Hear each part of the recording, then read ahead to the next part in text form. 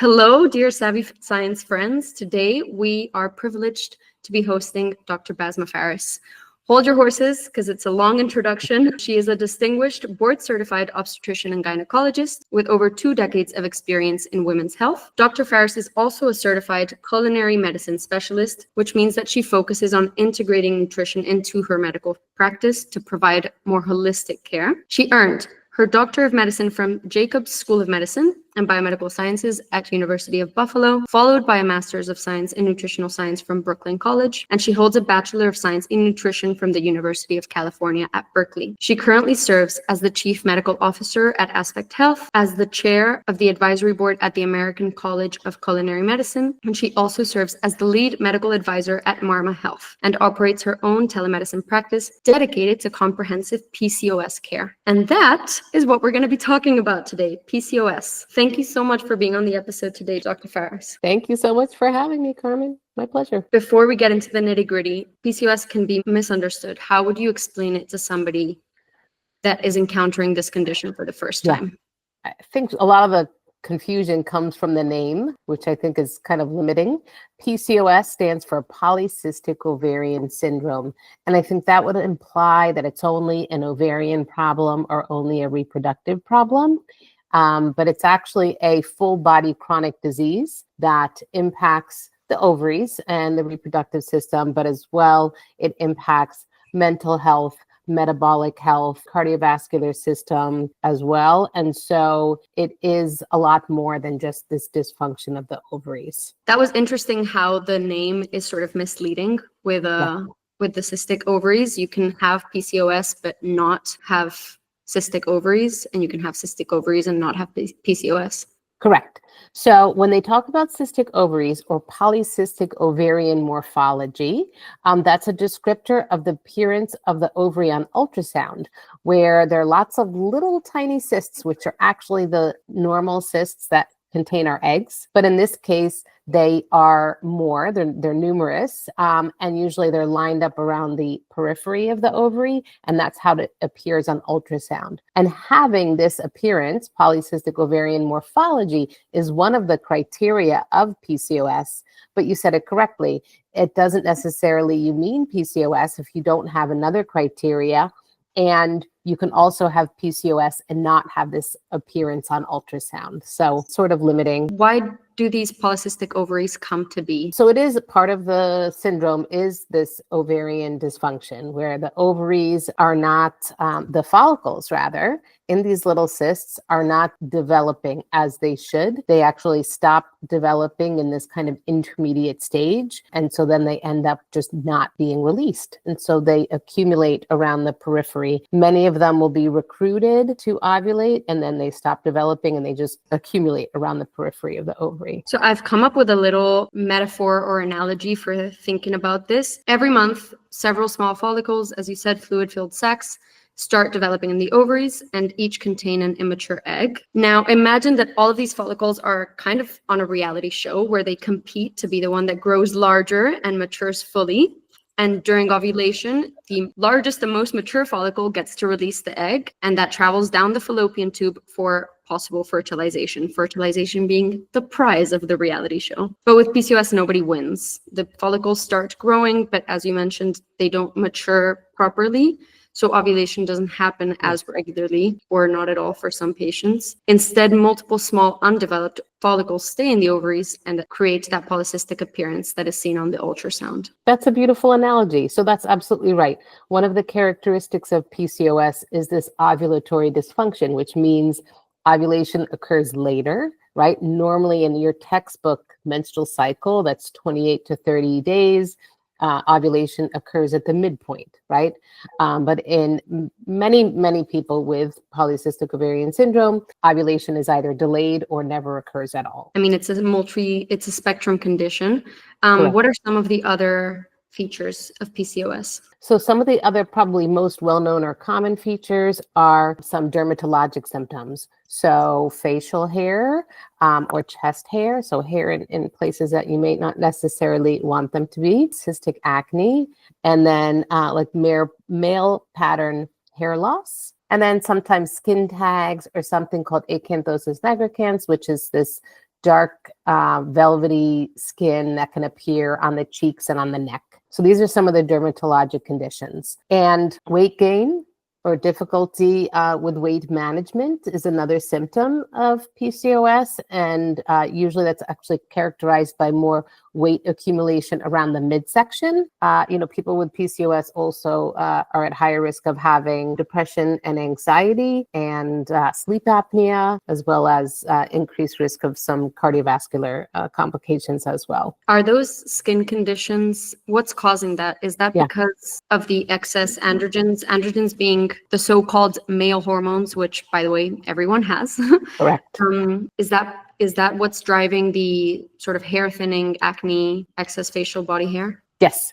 So those three dermatologic symptoms are due to excess androgens, which are testosterone, DHEAS, androstenedione, and some other versions of those three. Those are produced primarily by the ovary and also some by the adrenal glands. And an excess of them is a part of what we call pathogenesis of the condition, the mechanisms of the condition, and they lead to those symptoms. The other symptoms, the skin tags or the sort of dark coloring on the neck, it's called acanthosis nigricans, is due to insulin resistance, which is a very, very common feature of PCOS, even though it isn't part of the diagnostic criteria. Interesting. Why isn't it part of the diagnostic criteria? That's a great question. There are many different diagnostic criteria that have been proposed and are utilized. To be honest, I'm not entirely sure why it's not part of the diagnostic criteria. I think because of the reliability of utilizing that, maybe because some people may not have insulin resistance. So, they really sort of narrowed it down to the most common criteria. But once somebody has established the diagnosis of PCOS, and we can talk about how we do that, then really the next step is to assess for insulin resistance. Whenever I talk about sort of the causes of something, I don't like to stay at like the first level of, it's genetics or, it's lifestyle and environmental factors, because it doesn't really answer the real question. Why is my body like this and somebody else's isn't? Why do I have PCOS and somebody else might not? So with that, I'll segue into what are some of the causes of PCOS? We certainly know that there are some genetic factors, right? Certainly PCOS does run in families if your mother had it or a sibling. So there is that component. There are many other factors that can contribute to somebody developing PCOS. Epigenetics probably is a little bit of an even bigger factor than pure genetics per se, because when we think about genetics, we're talking about a defect or a change in our DNA, right? Mm-hmm. Whereas epigenetics is how genes are expressed, and that can be due to exposures that start even from when we are in utero as fetuses up through childhood into adult life. And those can turn on, these epigenetic changes turn on how our genes are expressed. So can turn them on or off. And that is probably very largely impacting the development of PCOS.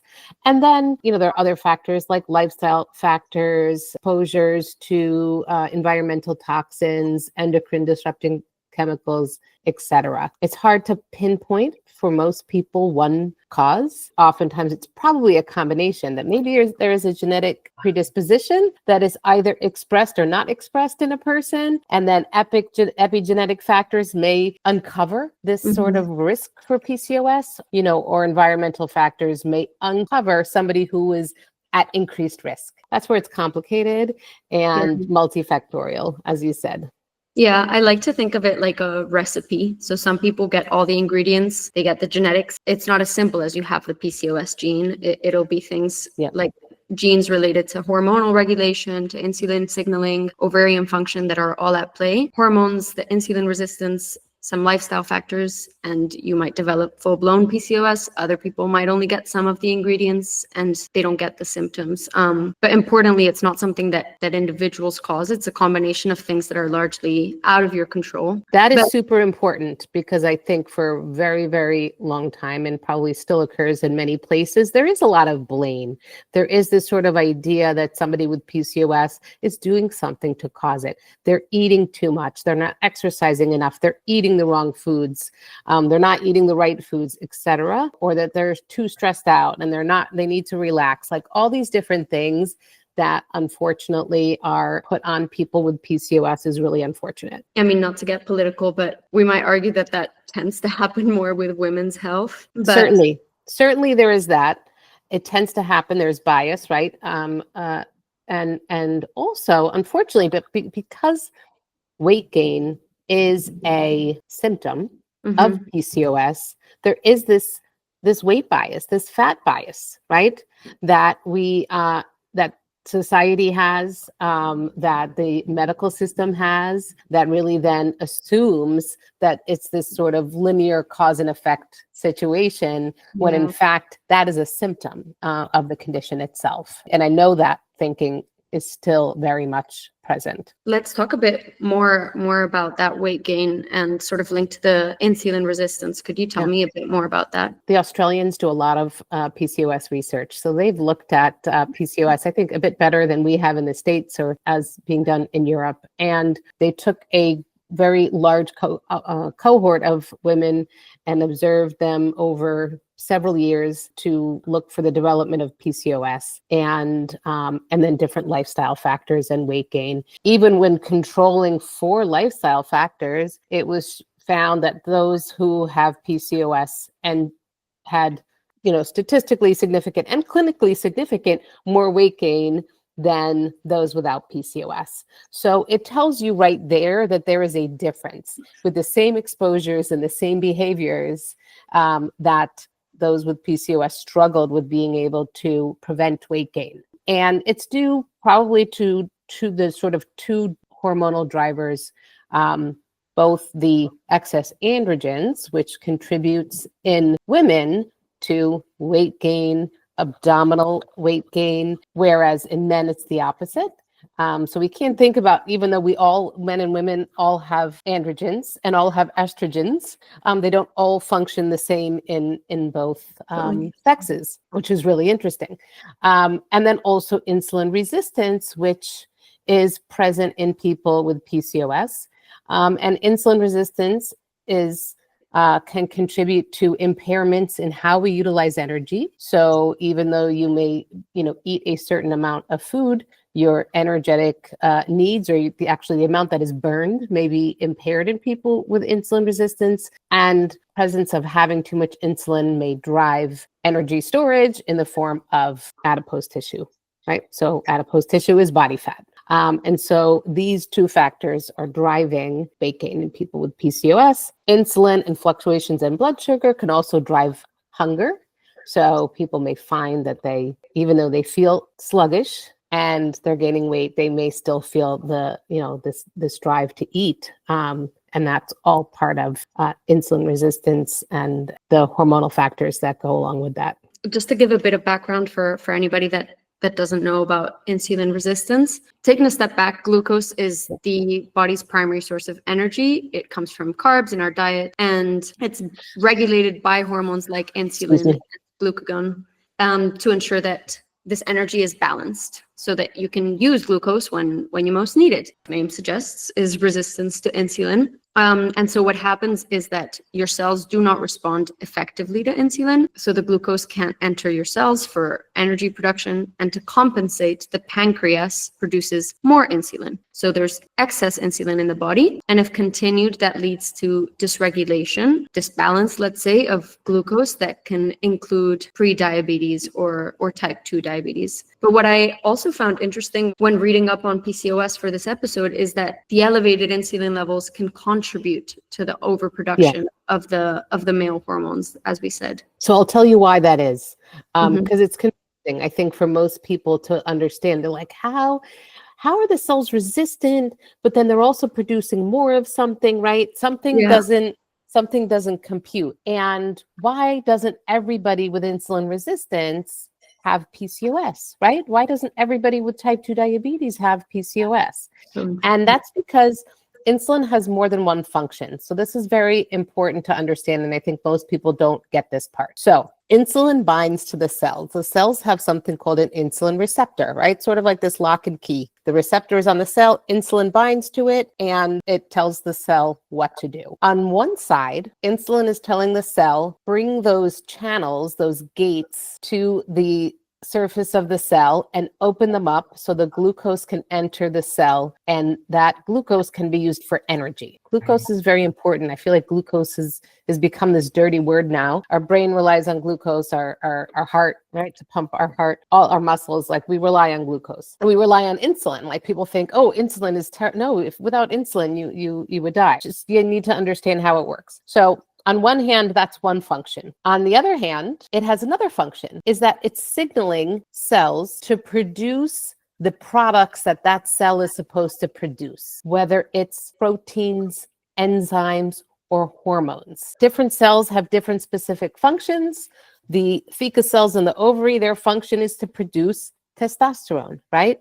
The cells in the adrenal glands are there to produce cortisol, adrenal androgens, epinephrine, all these other hormones, and so on and so forth, depending on where you are in the body. In PCOS, what happens is the part that is impaired, the resistance, is only in that first mechanism of bringing the glucose into the cell. Okay. But that ability to turn the cell's machinery on to produce its products is still intact. And that's why you have this defect in utilizing energy on one side, but you have this overproduction of androgens on the other side, right?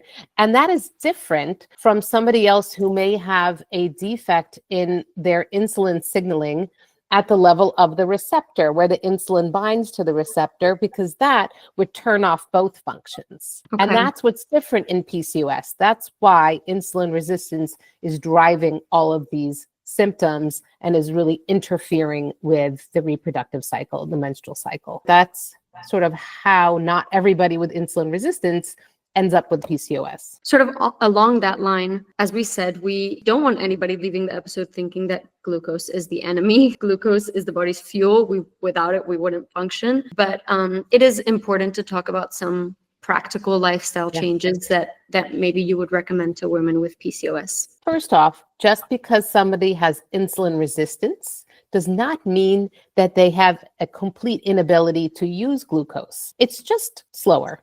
And so what that means is we maybe need to provide ourselves with the glucose, with the energy in the form of glucose in a little more of a slower, sustained way, so that the cells have the opportunity to kind of catch up. And so when I think about strategies for addressing insulin resistance in PCOS, I think about two things. How do we not overstimulate the pancreas to produce so much insulin?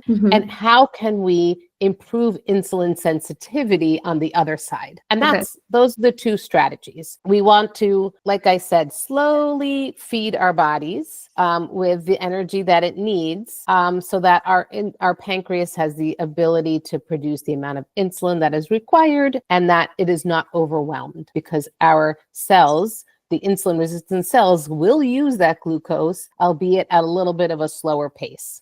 And so just a little brief primer on digestion and absorption. Okay. So we eat our foods. They have whatever macronutrients, carbohydrates, fat, protein, fiber, right? They're chewed. They go to the stomach. The stomach churns them up and starts to break them down. And little by little, the contents of the stomach are released into the small intestine. The small intestine is where absorption of our nutrients occurs. And the rate of that is going to be determined by a few different things. How fast is the stomach releasing the contents into the intestine? And what other nutrients are mixed in with that food, with that stomach contents? So is there fiber in there? Are there fats in there? Is there protein mixed in? And also, are your carbohydrates what we call more simple or refined carbohydrates? They're shorter, and so they're going to be very easy to break down and absorb. Or are they larger, longer chains, like in complex starches? So we can do a few things. The quantity is going to be one determinant of how much carbohydrate enters from the intestines into the bloodstream and the rest of your body, right?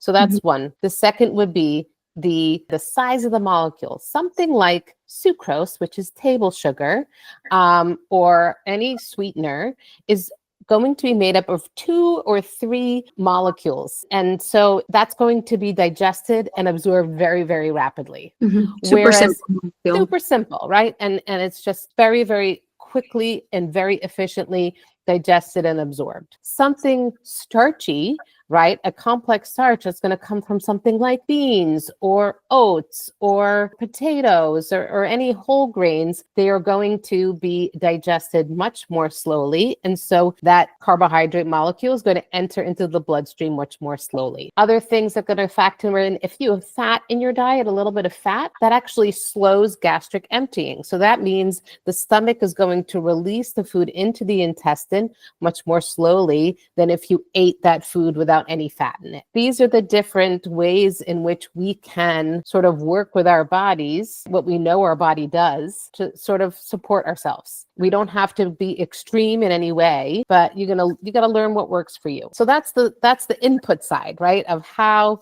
the glucose gets into our bloodstream. And the more glucose that gets into our bloodstream at once, the more insulin the pancreas has to produce. So we don't want our pancreas to have to release large quantities of insulin because, as we just mentioned a few minutes ago, that large amount of insulin is going to stimulate the ovaries and other tissues to produce more androgens. So that is one way of managing. The flip side is on the insulin sensitivity side. So there are things that may influence that insulin resistance at the cellular level. Moving your muscles is one of them. So exercise and movement actually can improve insulin sensitivity. It actually allows glucose into the cell in the absence of insulin. So it actually works very similarly. And so that mechanism can be overcome. That's why it's often recommended for people with insulin resistance or diabetes to walk after meals, right? Because it's actually going to help to bring the energy into the cells so that it can be utilized. And then certain nutrients help with insulin signaling, making sure you don't have magnesium deficiency or vitamin D deficiency, making sure you don't have a really high saturated fat diet, because certain saturated fats actually worsen insulin sensitivity. So there's many, many different ways in which we can improve insulin sensitivity and reduce that burden on the pancreas of producing too much insulin. What about some other factors like stress or sleep? I know you mentioned earlier sleep disturbances, and I was reading 2 studies actually in preparation for this episode. Both are linking sleep quality to glucose control, which basically found that short sleep duration is linked to higher rates of obesity, of type 2 diabetes, and insulin resistance, because this poor sleep quality leads to spikes in blood sugar during the night. And the other, which I found very interesting, was published in 2017, titled "The Impact of Sleep Amount and Quality of on Glycemic Control in Type 2 Diabetes." And what it found was a U-shaped relationship. So short sleep durations, there was disruption of the glucose regulation. But with really long sleep durations, you could also harm metabolic health. So that kind of challenges the notion that the more you sleep, the better. The more you let your body sleep, the better. Yeah. But I'll pass the baton on to you. What about factors like stress and sleep? Yeah. So sleep is really, we're learning just how much more important sleep is. And I always joke that if I knew how important sleep was for my metabolic health, then maybe I wouldn't have been an obstetrician because babies come when they want to come. But yeah, we're learning how much important sleep is for metabolic health and proper insulin functioning, because we certainly have variations in our day and night cycles in terms of when we want to be in the state where we're utilizing energy and when we want to be in a state of repair, where insulin levels should be lower and glucagon levels should be higher. So we have these day and night cycles that are really crucial for metabolic health. The same thing goes for day and night cycles in terms of cortisol and melatonin, right? And they are opposite. And I would say cortisol is the other wellness dirty word. If you didn't have cortisol, you wouldn't wake up in the morning. Cortisol is what makes us alert. It's what wakes us up. And so it is important to make cortisol and to have enough cortisol, but it needs to be timed appropriately. So it should be highest in the early morning, and then it decreases throughout the day. And cortisol impairs melatonin production. And melatonin is required for the initiation and maintenance of sleep. And so as cortisol levels fall, and when they get to their lowest, your melatonin levels rise, and that allows you to sleep. And the ovaries have, and this, there is not actually that much research in this area, but it's certainly an area for future study, that the ovaries have melatonin receptors, and that there are some differences in melatonin use and metabolism in people with PCOS and without PCOS. So in addition to that metabolic piece, the insulin resistant piece, there's also this circadian rhythm piece that's very important for PCOS. And we know cortisol also, so that brings us to stress, because we have this normal appropriate rise in cortisol in the morning that should get us out of bed and make us feel good and make us feel energetic. And that is important for maintaining our blood sugar from falling too far and maintaining our heart rate. But what can happen is stress, emotional stress, physical stress, can trigger cortisol release at different times of the day. And so if you're somebody that has lots of chronic stress, you may be stimulating your adrenal glands, and the adrenal glands will produce epinephrine and cortisol, and they will function to bring your blood sugar up, increase your heart rate, all these different things that are preparing you for this stressful event. But that stressful event just sort of keeps happening. It isn't resolved because it's being triggered by some, emotional stress, and that can impair A, your sleep, and then B, cortisol brings up blood sugar, right? That's one of its functions, so that we have energy to deal with this stressful event. But if you have insulin resistance, that's going to exacerbate it. And then lastly, the adrenal glands produce these precursor androgens that then go to the ovary and is converted into testosterone. They are not as potent as testosterone, but if they are present in excess, they can still cause havoc and cause some of these androgenic symptoms of PCOS. And so every time the adrenal gland is stimulated, it's producing all of the hormones. It's not so selective that it's only producing cortisol. It's also producing some of these testosterone precursors as well. Mm-hmm. So all of these things are happening. So stress is really, stress management, stress mitigation is very important and a very important part, PCOS management. And then one last thing, sort of tying those things all together, is that there's this phenomena that people with high levels of insulin can have, is that sometimes their blood sugar can dip. It can dip maybe a little bit lower than it should. And that can happen due to having high levels of circulating insulin, but fasting. So sort of a prolonged fast period can make your blood sugar dip, or maybe really intense fitness without adequate fuel, without adequate nutrition, can also lead to the blood sugar dipping a little bit, because there's just a lot of circulating insulin. Or a very high carbohydrate or high refined carbohydrate meal can spike it really high, and then it'll fall very quickly. And so what'll happen as a protective mechanism is then the adrenal glands will produce cortisol to bring the blood sugar back up. Glucagon will also be produced by the pancreas, but in that production of cortisol, those adrenal androgens can also be produced.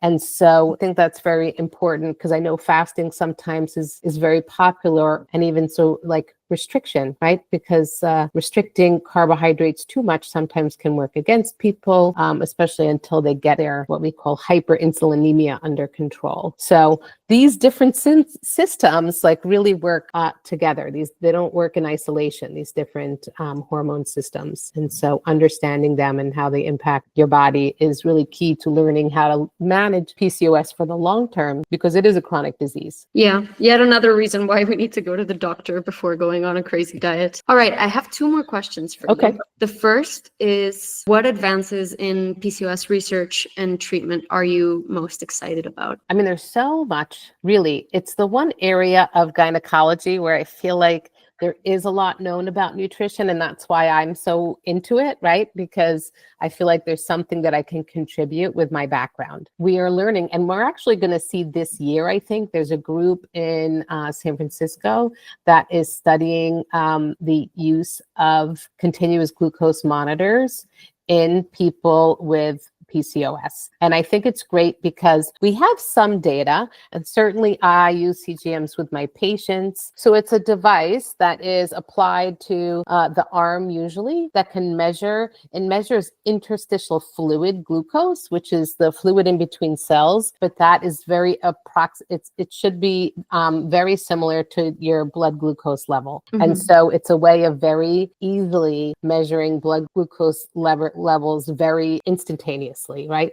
And so you can see the impact of meals, you can see the impact of exercise, you can see if you're not feeling well, what is that, does it relate at all to your blood glucose? And so these are devices that are designed for people with diabetes, right?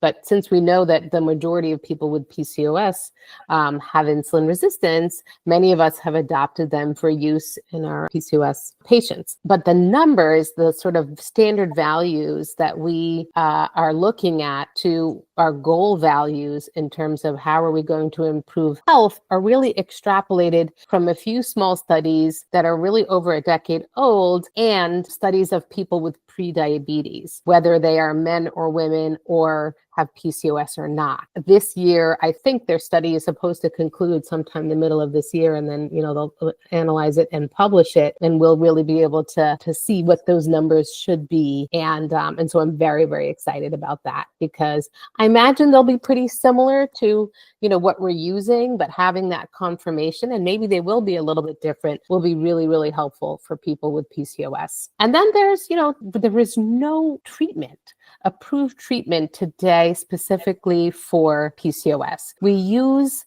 treatments that are designed for other purposes. So we use insulin sensitizers, right? Like metformin or like the supplement inositol. People are using GLP-1 agonists and the incretin mimetics for PCOS, but each of these medications or treatments has, its limitations, and they're not specifically designed for PCOS until we really elucidate the causes, we are using all these different solutions, right? We're using hormonal contraceptives to, help mitigate some of the menstrual cycle disturbances, and we're using these other medications off label. And so hopefully we will have, a PCOS specific treatment. Something more tangible. And maybe just as a background for anybody that doesn't know, the insulin sensitizers, as the name suggests, sensitizes the body to insulin, so preventing some of those issues that we were describing earlier with insulin resistance. And the GLP-1s, I'm sure a lot of people will recognize the name Ozempic, working via the same mechanism in the body, but relating to metabolic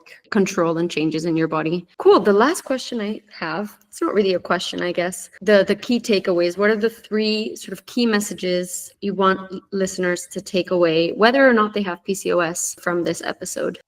Number 1, that PCOS is a chronic disease. So the earlier you identify it and figure out how to manage it, the better off you're going to be, because it's not just a matter of having irregular periods or having difficulty conceiving because you're not ovulating. It has implications for your whole health. So really addressing it early on is going to decrease that increased risk of heart disease that I mentioned earlier. There's a decreased risk of something called endometrial cancer, which is a certain type of cancer that people with PCOS are at risk for. And so prevention really is everything, but prevention starts with knowledge. So there's that. Treating it as the chronic disease that it is, and we need to shift our thinking. Number 2 is really that it's not your fault. If you have a loved one who has PCOS, it's not their fault. They really are dealing with something. They're not just lazy. If you're insulin resistant, your cells are not getting the energy it requires. You feel tired. You feel brain fog. You don't feel as sharp. You don't feel like moving. You ate, but you don't feel satiated because the energy is not getting where it needs to get. And so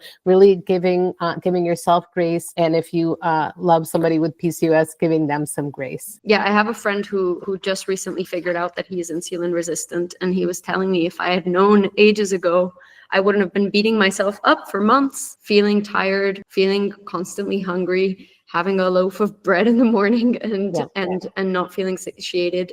So I really like that as a sort of way to close this episode. And then lastly, there is a lot of misinformation out there. I think, I hope you saw that BBC article, right? The story that they did on these grifters. Unfortunately, because there's a lot of misconceptions around PCOS, it leaves people with PCOS especially vulnerable to these wellness charlatans that take advantage of them. But there are good, reliable sources of information. So I really commend you for being one of those voices and one of those sources. And there are good, reliable sources out there on social media even. There are some really great dietitians doing great work. There's the group out of Australia that's doing great things. On our social media, Aspect Health, I post a lot. And so I want really people to know that there are good, reliable sources that they can trust so that they aren't just being taken advantage of. Yes, 1,000,000,000%. And that reminds me to say, I usually say it in my introduction, but you will find a full list of references in the show notes for sort of further reading, or if there was any mention of a study, so that there's no gatekeeping. You can go into that study yourself, see the results, look at the limitations. Something that I really want to do with Science Savvy is give people the tools to analyze, think critically about science, even if they don't have a background, and have someone break it down. So thank you so much for being that person today. Yeah, and it's been lovely talking to you. Likewise. Thank you. Thanks for having me.